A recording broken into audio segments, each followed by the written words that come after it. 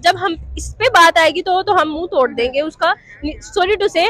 But जिसने भी इस तरीके से किया, हमारे टारगेट को, हमारी होली बुक को टारगेट किया, वो निस्तो नाबूद हुआ है और बेशक वो होता रहेगा। पूरी दुनिया में क्रिश्चियन कम्युनिटी है जो, जैसे ये पावर्स में जितने भी लोग हैं, रशिया, अमेरिका, जो भी है, इनका एक ही टारगेट है, वो है मुसलमान। ये जो आग लगी हुई है ये उन्होंने ही लगाई है, जो लोग अब उसमें जल रहे हैं, ठीक है, उसी आग में वो खुद जल रहे हैं। वो बार बार तौहीन करते हैं हमारे मजहब की।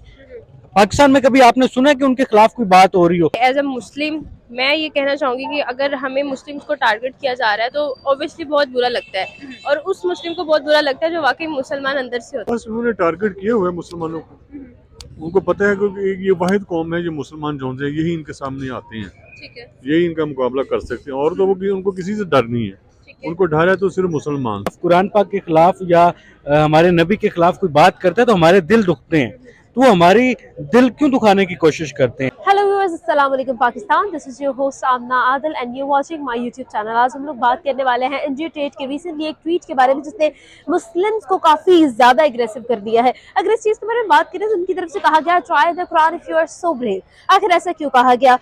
ऑब्वियसली इस ट्वीट के अंदर डेफिनेटली टारगेट किया गया मुस्लिम्स को और इस्लाम को। तो ये जो इस्लामोफोबिया का सिचुएशन है ये पूरी दुनिया में क्यों देखा जा रहा है? इसी के साथ साथ अगर हम लोग देखें तो पूरी दुनिया के अंदर आखिर मुस्लिम्स को क्यों इस तरह बैकलैश का शिकार किया जाता है और क्यों इस तरह से मुस्लिम ही टारगेट किए जाते हैं? तो ये बहुत सारे सवाल जो हैं इस एक ट्वीट ने उठाए हैं। चलते हैं अवाम की तरफ, जानते हैं वो क्या सोचते हैं, क्या ख्याल करते हैं और उनका क्या ओपिनियन है। हमारे साथ रहे। अगर आप कुछ शेयर करना चाहते हैं, हमें कुछ भी बताना चाहते हैं, कमेंट बॉक्स में जरूर बताएं। अस्सलाम वालेकुम। वालेकुम सलाम। कैसी हैं आप? मैं ठीक, आप सुनाएं। अल्हम्दुलिल्लाह। सबसे पहली बात तो ये है कि एज अ मुस्लिम मैं ये कहना चाहूँगी कि अगर हमें मुस्लिम्स को टारगेट किया जा रहा है तो ऑब्वियसली बहुत बुरा लगता है, और उस मुस्लिम को बहुत बुरा लगता है जो वाकई मुसलमान अंदर से होता है। उसको बुरा नहीं लगेगा जो सिर्फ दिखावे का मुसलमान है। जैसे हम पुराने ज़माने की बात करें तो इकबाल साहब ने जो है वो अपनी पोइट्री में लिखा है कि जी अगरचे बुत है जमात के आस्तीनों में, तो वो बड़ा एक अच्छा उन्होंने एक्सप्लेन किया कि हमने वो मुसलमान भी देखे हैं जो खुद को मुसलमान कहते थे लेकिन उन्हें आस्तीनों में बुत छुपाए होते थे और वो जाते थे नमाज पढ़ने के लिए मस्जिद में, दूसरे लोगों को दिखाने के लिए। तो कहीं ना कहीं गलतियां उन मुसलमानों की भी हैं जो खुद को सिर्फ डिक्लेयर करना चाहते हैं कि वो बाज़ारी मुसलमान है, अंदर से मुसलमान नहीं है। तो जब इस तरह के लोग हम लोग दिखाएंगे कि ये मुसलमान ये है तो बाहर वालों को यही लगेगा कि ये मुसलमान है और मुसलमान ऐसे ही होते हैं, तो इस तरह के टारगेट्स करेंगे। और दूसरी बात की जो टारगेट हमें करता है और जिस तरीके से कहता है, बुरा कहता है, अच्छा कहता है, तो उसने बुरा अच्छा ये देख के कहना है कि जी हम लोग क्या कर रहे हैं, ठीक है। लेकिन जो एक्चुअली मुसलमान है, मुल्ला हज़रात है, उनकी बात सुन के वो कभी भी टारगेट नहीं करेंगे कि ये ऐसे है या वैसे। तो बहुत फैक्टर्स हैं। तो जिसने भी टारगेट किया आई हेट, क्योंकि मुझे पूरी सारा नहीं पता कि क्या सिनेरियो क्रिएट हुआ। तो मैं तो यही कहूँगी कि जो बाज़ारी मुसलमान है उनको फिर या तो मुसलमान हो ही ना, या तो फिर ये सारी चीजें छोड़ दें। बिल्कुल ठीक है। मैम आपकी तरफ से कहा गया कि हम लोग अगर जब इस चीज़ के बारे में जब बात करते हैं तो हम लोगों ने खुद जो है इस चीज़ को जो है अपने ऊपर, हम लोग ऊपर से मुसलमान हैं, हम डिक्लेयर करते हैं अपने आप को मुसलमान। तो एक मुसलमान आखिर होता कौन है? एक कौन ऐसा शख्स है जो अंदर से मुसलमान है? एक मुसलमान एक्चुअली ये मैं तो बहुत छोटी हूँ, या फिर मैं कह सकती हूँ कि आई कांट एक्सप्लेन। मैं अपनी इतनी वर्थ नहीं समझती कि मैं इस चीज़ को इलेबोरेट कर सकूँ। अल्लाह ताला ने कुरान पाक में फरमाया, हज़रत मोहम्मद सल्लल्लाहु अलैहि वसल्लम ने अपनी हदीस में फरमाया, आयात है, हदीस है, वहाँ पर क्लियरली लिखा हुआ है कि कौन है सच्चा मोमिन और कौन है सच्चा मुसलमान।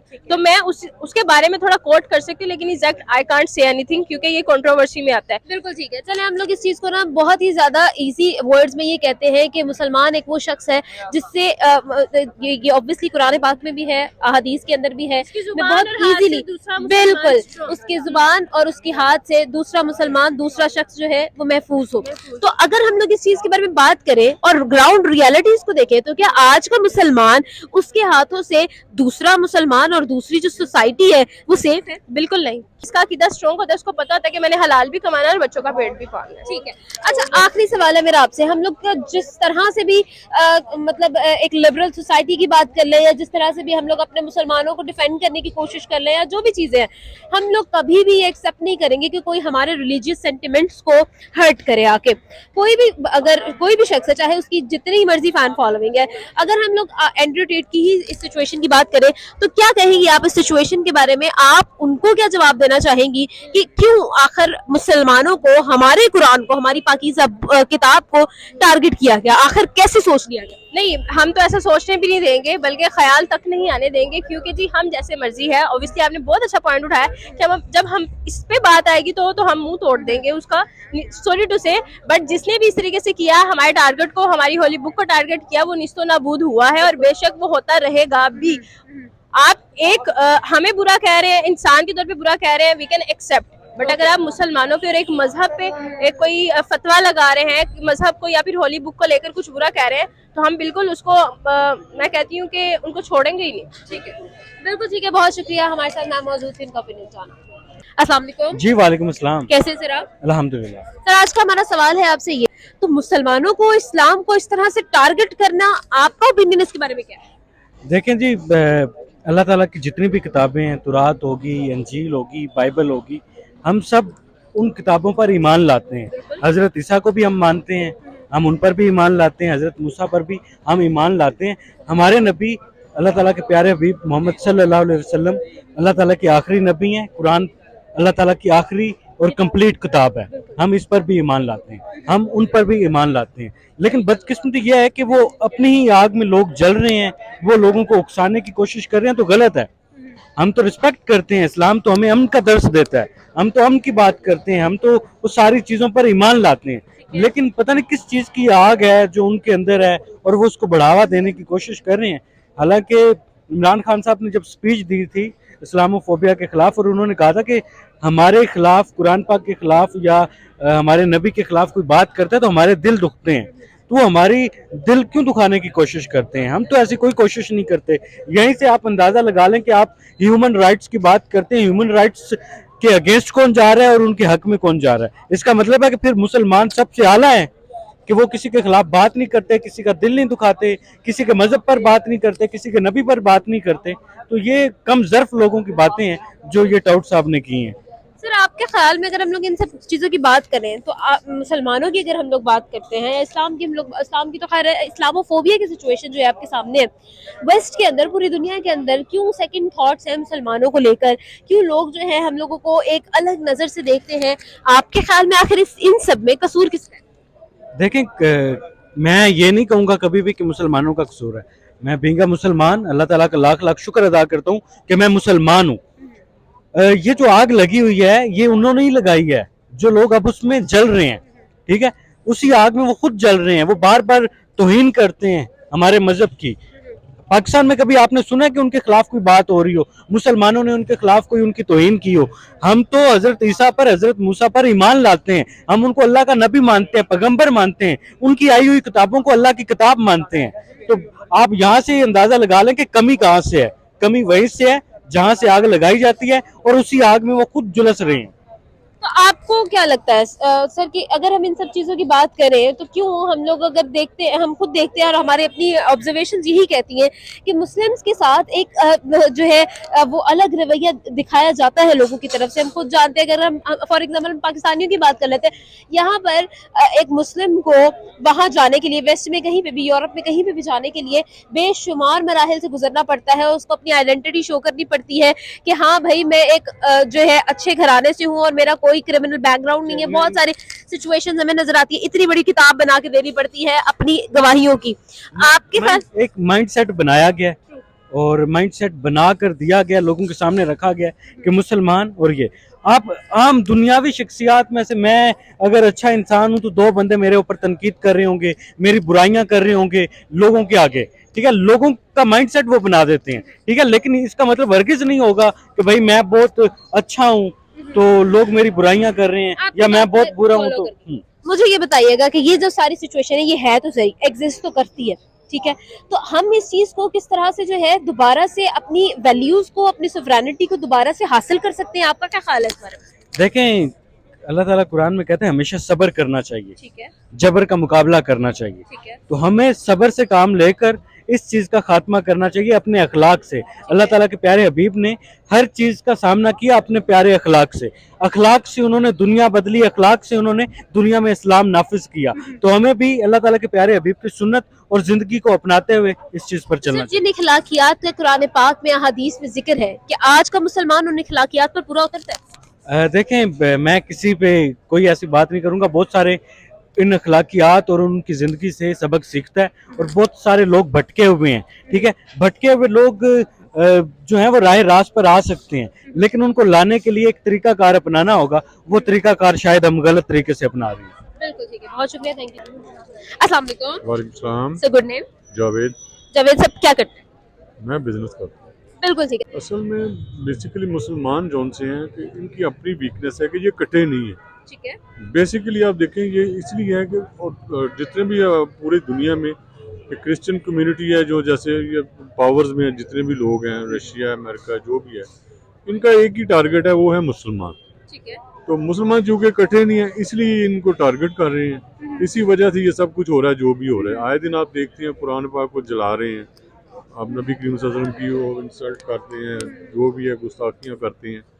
उनका सिर्फ और सिर्फ यही वजह कि हम मुत्तहिद नहीं आना कि 52 के 53 के करीब कंट्री मुस्लिम कंट्री हैं, ठीक है। उसके बावजूद देख लें, हालांकि इतने हम मुस्लिम कम्युनिटी के मुकाबले में इतने ज़्यादा नहीं है वो, मगर चूँकि हम मुत्तहिद नहीं हैं, इकट्ठे नहीं हैं, फ़िरक़ों में बंटे हुए हैं, वो बस ऐसे ही है जो भी सूरत हाल है हमारी, इसी वजह से ये सब कुछ हो रहा है। अगर हम इकट्ठे हो जाएं, जैसे कि कोशिश तो कर रहे हैं, मेरा ख्याल है लगे हुए हैं कि अभी जैसे ईरान की और सऊदी अरेबिया की वो सुलह हुई है, उन्होंने इकट्ठे अपना जो भी है वो काफ़ी देर बाद उन्होंने जी, काम करने का प्रोग्राम बनाया है। तो ये इंशाल्लाह ये ब्लॉग बनेगा। इस्लामिक काउंसिल में उनको ऐड करने का भी कहा गया है। हाँ जी बिल्कुल। ये जब अगर मुसलमान इकट्ठे हो जाए तो मेरा नहीं ख्याल कि ये इनको कोई भी मुसलमानों के खिलाफ कोई बात कर सकेगा। ठीक है। यही वजह है, अपनी बैक हिस्ट्री में देख लिया कि जब मुसलमान मुत्तहिद थे तो कब किसी की जरूरत थी। अब कहते थे ना कि मुसलमान ये करके अगर एक उम्र और पैदा हो गया तो पूरी दुनिया पे मुसलमानों की हुकूमत होगी। फिर अगर हम ऑल अराउंड द वर्ल्ड बात करें, वेस्ट की बात कर लें स्पेसिफिकली, तो वेस्ट में हम लोग देखते हैं कि इस्लामोफोबिया की बहुत ज्यादा बात की जाती है। मुस्लिम्स के साथ एक जो एंगर और एग्रेशन का फील है, ये आखिर क्यों है? आपके ख्याल में वेस्ट के अंदर मुस्लिम को एक अलग नजर से क्यों देखा जाता है? ये बस उन्होंने टारगेट किए हुए मुसलमानों को।